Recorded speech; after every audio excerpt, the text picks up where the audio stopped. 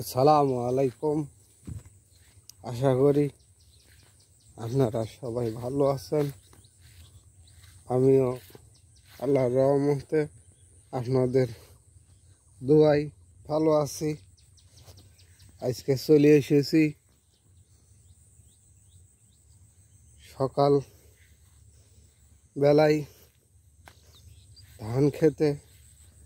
আপনাদেরকে ধান ক্ষেতের এই সকালের মনোমুগ্ধকর এই পরিবেশ দেখানোর জন্য, প্রকৃতির অপর নীলিমায় মিশে যেতে সবাই কার মন না চায় না।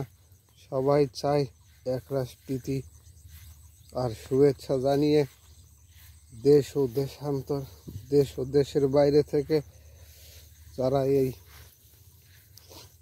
কন্টেন্টটি দেখবেন তাদেরকে শুভেচ্ছা অভিনন্দন, এবং যারা দেশের ভিতরে আছেন, যারা শ্রমজীবী মানুষ, তাদের দীর্ঘায়ু কামনা করি এবং তারা সুস্বাস্থ্য থাকুক পরিবারবর্গ নিয়ে।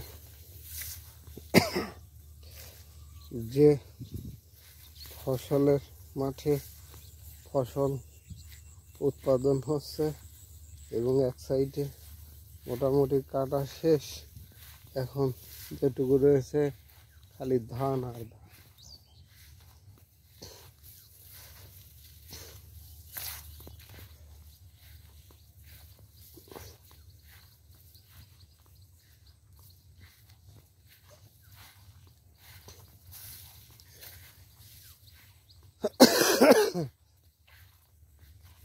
এই অসম্ভাবনীয় এই বিস্তীর্ণ ফসলের মাঠে কৃষকের মুখে হাসি, বুকে ভল, তেজে ভরা মন, কিষানির মুখে শুধু নবান্নের গুনগুন।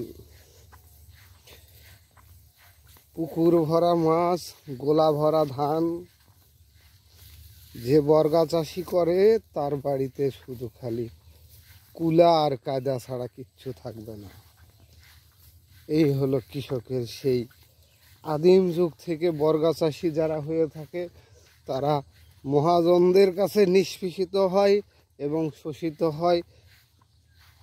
এরা দাদন নিয়ে জীবন চালাতে হয়। পরিশেষে বলবো যে কৃষকের যদি সম্মান বাঁচে, দেশের সম্মান বাঁচবে। কৃষক বাঁচলে দেশ বাঁচবে, আর কৃষক না বাঁচলে দেশ বাঁচবে না। সবার প্রতি অনুরোধ, কৃষক বাঁচাও, দেশ বাঁচাও। আপনাদেরকে আবারও শুভেচ্ছা অভিনন্দন জানিয়ে শেষ করব। আসসালামু আলাইকুম।